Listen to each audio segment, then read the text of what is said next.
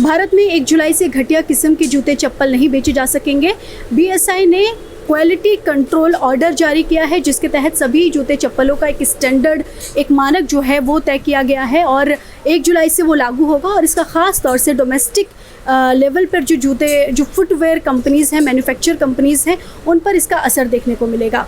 उनमें कई तरह की एंजाइटी है। उनका कहना ये है कि जो वर्कर्स है, जो लेबर्स है, उस पर इसका ख़ास तौर से असर देखने को मिलेगा। नमस्कार, आप देख रहे हैं द प्रिंट। मैं हूं हिना फातिमा आपके साथ और आज हम मौजूद हैं आगरा में।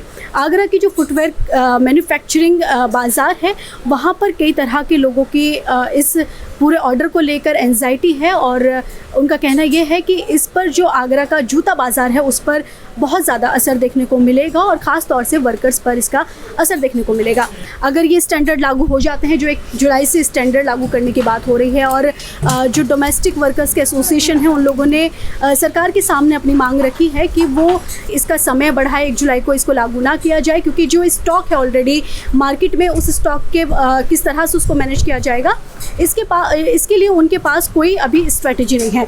अभी हम मोहम्मद परवेज़ जी से बात करेंगे, जो फैक्ट्री में डिज़ाइनर मैनेजमेंट करते हैं जूतों का, और इनसे जानेंगे कि आखिर अगर ये स्टैंडर्ड लागू हो जाता है 1 जुलाई से, तो इनके सामने क्या क्या चैलेंजेस होंगे। आपके सामने क्या क्या चैलेंजेस होंगे अगर इस तरह के स्टैंडर्ड आ जाएगी? कारीगरों को, मजदूर आदमी को दिक्कत आ जाएगी ना। किस तरह की दिक्कतें उन लोगों के सामने? जितने भी स्टैंडर्ड जोड़ी इतनी तो बिकती नहीं है। सस्ती जोड़ी 80% बिकती है, ये 20% बिकती है। इतने आदमी कहाँ जाएंगे? बस यही दिक्कत आएगी। अच्छा, तो आप जैसे बता रहे थे कि यहाँ पे बहुत सारे वर्कर्स जो हैं वो अपने घरों के अंदर भी जूते चप्पल बनाते हैं, मैन्युफैक्चरिंग करते हैं और उनको बाज़ार में जाकर भी बेचते हैं। तो उनके लिए किस तरह का डोमेस्टिक लेवल पर इस तरह की प्रॉब्लम क्रिएट हो सकती है? वो तो रोज़ बनाते हैं, रोज़ बेचते हैं, रोज़ फिर सामान लाते हैं, फिर बनाते हैं, समझे। बड़ी फैक्ट्री वालों का तो चलता रहता है उनका, समझे। छोटों को दिक्कत आती है। तो अभी हम लोग एक फैक्ट्री में मौजूद हैं जहां पर जूते चप्पल बनाई जाती हैं और आप देख सकते हैं हमारे आसपास की वर्कर्स जो हैं वो काम कर रहे हैं और किस स्थिति में वो लोग काम कर रहे हैं। हम वर्कर्स से भी बात करेंगे और उनसे जानेंगे कि आखिर अगर इस तरह के मानक जो हैं वो लागू हो जाते हैं तो उनके ऊपर किस तरह का असर पड़ेगा। कई मांगों के साथ डोमेस्टिक फुटवेयर के एसोसिएशन ने मोर्चा संभाल लिया है। उनका आरोप है कि सरकार ने उनसे बातचीत किए बिना ही नियमों में बदलाव किए हैं, जिसे लेकर आगरा फुटवेयर उद्योग ने अपना ऐतराज जताया है। नए नियमों के तहत आने वाले जूतों पर अब BIS के मानक लागू होंगे और उसी के अनुसार बनाए जाएंगे। फुटवेयर में किसी तरह की खराबी ना हो, इसके लिए डिज़ाइन, साइज, वज़न, मटेरियल और कलर पर ख़ास ध्यान दिया गया है। फुटवेयर पर लाइसेंस के तहत एक मानक चिन्ह लगाना आवश्यक होगा। पहले बड़ी मैन्युफैक्चरिंग कंपनियां अंतर्राष्ट्रीय मानकों का पालन कर रही थी। नए BIS नियमों के अनुसार अब इम्पोर्टेड फुटवेयर को भारतीय फुटवेयर सुरक्षा मानकों का पालन करना होगा। कुछ एसोसिएशन का कहना है कि नए नियम फुटवेयर बनाने वालों पर एडिशनल टेस्टिंग का बोझ डालते हैं, जिसको अंजाम देना काफ़ी महंगा होता है और इसमें काफ़ी समय भी लगता है। वहीं कुछ का कहना है कि इतने टेस्ट के लिए बुनियादी सहूलियत जुटाना या लाइसेंस खरीदना छोटे फुटवेयर उद्योग के लिए नामुमकिन होगा, क्योंकि ये बहुत खर्चीला होता है। इससे उनके कारोबार पर काफ़ी असर पड़ेगा और वो ये काम छोड़कर दूसरे कार्यों में लगने के लिए मजबूर हो जाएंगे। मतलब इंफ्रास्ट्रक्चर है नहीं हमारे पास, बिजली हमारे लिए ऑलरेडी महंगी है, GST का हमारे ऊपर ऑलरेडी बोझ पड़ा हुआ है। कोरोना के बाद हम बड़ी मुश्किल से अपने आप को सर्वाइवल पे ला पा रहे हैं, तो अब एक और स्टैंडर्ड हमारे ऊपर ये थोपा जा रहा है, जो कि एक्चुअली आगरा वालों के ऊपर है नहीं। बट मुझे नहीं समझ आ रहा है कि ये क्यों हो रहा है। अगर if I read all the standards, तो उसमें बहुत सारी चीज़ें ऐसी हैं जहाँ पे 8 mm का sole, expiry date is never seen on any commodity which is consumable product, जो कि 1 दिन में या 2 दिन में ख़त्म हो जाती हो। जूता साल चलता है, it is not FMCG, right. So जूता 2 साल 3 साल आदमी पहनता है, उसकी कोई एक्सपायरी नहीं है। बड़ा इशू ये आता है, जूते का कॉस्ट बढ़ता है। आज अगर आप इंडियन मार्केट अगर देखें, आप हाइपर मार्केट है, यहाँ 499 से 999 ज़्यादा बिकता है, ज़्यादा परचेजेज 499 to 999 है। अगर जितनी भी चीज़ें अगर लागू होंगी वो इन द एंड प्रोडक्ट्स पर ही लगेंगी। प्राइसेस बढ़ेंगे तो डेफिनेटली MRP पॉइंट्स बढ़ेंगे। जो भी चीज़ है, जो भी सरकार या कोई भी इंस्टीट्यूशन अगर ये चीज़ अगर फुटवेयर के ऊपर कर रहा है, तो उसमें हमारा in the end product price ही बढ़ेगा।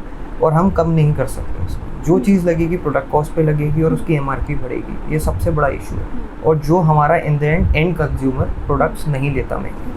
सरकारी आंकड़ों की माने तो चीन के बाद भारत फुटवेयर का दूसरा सबसे बड़ा ग्लोबल प्रोडक्शन करता है, जो 16 बिलियन वैश्विक फुटवेयर के उत्पादन में अपनी 13% की हिस्सेदारी निभाता है।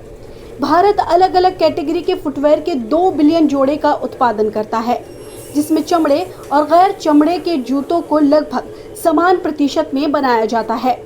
भारत में फुटवेयर के निर्माण में लगभग 15,000 इकाइयाँ लगी हुई हैं, जिनका कुल कारोबार 50,000 करोड़ रुपए का है, जिसमें घरेलू बाजार 32,000 करोड़ रुपए और निर्यात 18,000 करोड़ रुपए का है।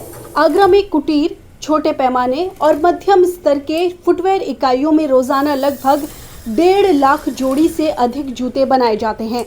भारत में जूते की कुल घरेलू जरूरतों की लगभग 65% आपूर्ति आगरा से की जाती है। वहाँ लगभग 60 संगठित फुटवेयर इकाइयाँ, 3,000 छोटी निर्माण इकाइयाँ और लगभग 30,000 घरेलू कारीगर इकाइयाँ हैं। आगरा में बड़ी संख्या में सहायक उद्योग हैं जो फुटवेयर उद्योगों का समर्थन करते हैं। आगरा में छोटे छोटे मैन्युफैक्चरर्स बनाते हैं। आज की डेट में आगरा में छोटे छोटे 10 से 15,000 मैन्युफैक्चरर्स ऐसे होंगे जो खुद अपने घर में ही छोटा छोटा उद्योग चला रहे हैं या छोटी छोटी फैक्ट्री चला रहे हैं। 50 जोड़ी से लेके 500 पेयर तक बनाने वाले लोग हैं। 5,000 बनाने वाली भी फैक्ट्रीज हैं, बट उन लोगों की तादाद बहुत कम है। 50 से 100 बनाने वालों की तादाद 10,000 से ऊपर होगी। वो इन स्टैंडर्ड्स के अंदर भी नहीं आते हैं और ना ही वो स्टैंडर्ड को बनाने का जूता रखते हैं, ना ही स्टैंडर्ड की उनकी डिमांड है कि उनके पास कोई कस्टमर भी हो जो वो कहे कि मुझे ये स्टैंडर्ड का जूता बन के चाहिए। तो जो स्टैंडर्ड हैं वो बहुत रियल होने चाहिए, प्रोडक्ट से रिलेटेड हों। अभी हम लोग उन स्टैंडर्ड्स और उन प्रोडक्ट से बहुत दूर हैं। वो प्रोडक्ट ही अलग है जो उन स्टैंडर्ड्स में बनेगा और हमारा प्रोडक्ट ही अलग है। तो हम लोग उस कैटेगरी के अंदर आते ही नहीं हैं, तो हमें उसकी रजिस्ट्रेशन की ज़रूरत ही नहीं है। और ये एक रजिस्ट्रेशन का अलग एक financial load, it will be more heavy on the people who do not even have a proper financial resources, who are running their factory on 2 lakh rupees, 3 lakh rupees, 5 lakh rupees financials. How can they afford to take a registration for 5 or 6 different standards? Why do you need 5 or 6 different standards to be registered? Worker के लिए शुरू से ही परेशानी रही है, क्योंकि जो मजदूरी वो कर रहा है उसकी मजदूरी तो उसको उतनी मिल नहीं पा रही है। अभी भी स्थिति में या पिछली स्थिति भी देखी जाए तो उनको नहीं मिल पाती जितना वो काम कर पाते हैं। लेकिन सरकार अगर ये चाहती है कि इस पे जो ये 1 जुलाई की बता रही हैं आप, इसमें अगर ये स्टैंडर्ड लागू होता है इसके अंदर, तो इसके लिए फिर जो छोटे उद्योग हैं उनके लिए आर्थिक मदद की भी ज़रूरत है, जो सरकार मुझे लगता है कि मुश्किल काम है, जो काफ़ी टाइम से जो वादे चलना और शायद जूता भी वादे में ही निकल जाए। तो आपको लगता है कि अगर इस तरह के स्टैंडर्ड लागू हो गए और आप लोगों का जो स्टॉक रेडी है, उस स्टॉक का क्या होगा? आप लोगों की क्या प्लानिंग है उस चीज़ को लेते हुए? आप लोगों ने इस बारे में कुछ सोचा है? उसमें तो अगर ये स्टॉक रुक गया, क्योंकि जूते की स्थिति ये है कि जूता जितना टाइम रहेगा उसके अंदर जो काफ़ी दिक्कतें आ जाती हैं। काफ़ी जैसे कोई चीज़ बन रही है उसमें जो पेस्टिंग की या खुलने की काफ़ी शिकायतें आ जाती हैं, तो जो माल लोगों के पास है वो एक तरीके बर्बादी पे है, उसमें फिर कुछ नहीं हो पाएगा। क्योंकि ज़्यादातर रेक्जीन का जो दूसरा जो छोटे उद्योग में काम हो रहा है, रेक्जीन में वो अक्सर ख़राब हो जाती है, उसकी टाइम लिमिट है, वो ख़राब हो जाती है। लेदर में तो कुछ वक्त तक रहेगी, लेकिन रेक्जीन नहीं रह पाएगी। हाँ, वो एक तरीके से आप ये समझे कि वो बर्बादी के कगार पे है। वहीं BIS के अधिकारियों ने अपनी पहचान ना बताने की शर्त पर द प्रिंट को जानकारी दी है कि नए नियमों के तहत डेली वेयर या फैशन फुटवेयर भी शामिल होंगे। डोमेस्टिक फुटवेयर एसोसिएशन का कहना है कि अगर सरकार इस तरह के नियम लागू करेगी तो आगरा का फुटवेयर उद्योग खत्म हो जाएगा। उनकी मांग है कि सरकार उनके साथ मिलकर इस मुद्दे पर सलाह मशवरा करे। I, on behalf of my industry, all Agra associations, the Footwear Association, the Raw Material Association, the Sole Association, मतलब strictly I put my foot forward कि this should not happen. This should not happen, or even if they want to make it happen, they should give us time of couple of years and the rules should be according to us. They should have a meeting with us. हम उनको बताएंगे कि ठीक है जी, यहाँ हम comfortable है, आप ये सब स्टैंडर्ड लगा दो। आपका जो बेसिक जो मोटो है BIS का, वो ये है कि प्रोडक्ट अच्छा जाना चाहिए कंज्यूमर के पास। वो हम आपको देने को तैयार हैं। तो यहाँ पर जो वर्कर्स हैं उनके अंदर आप एक बेचैनी देख सकते हैं और देख सकते हैं कि किस तरह से उनके अंदर एक एंजाइटी है और किस तरह से वो क्लेम कर रहे हैं कि अगर ये कारोबार ठप हो जाता है या स्टैंडर्ड इस तरह से सरकार 1 जुलाई से लागू करती है तो उनके पास अभी फ़िलहाल कोई रास्ता नहीं है कि वो अपने आगे की ज़िंदगी जो है वो किस तरह से बिता सकते हैं। मैं हूँ इना फातिमा, अभी फ़िलहाल आगरा में मौजूद हूँ। मेरे साथ हैं वीडियो जर्नलिस्ट सुधीर शर्मा और द प्रिंट देखने के लिए आपके लिए बहुत बहुत शुक्रिया।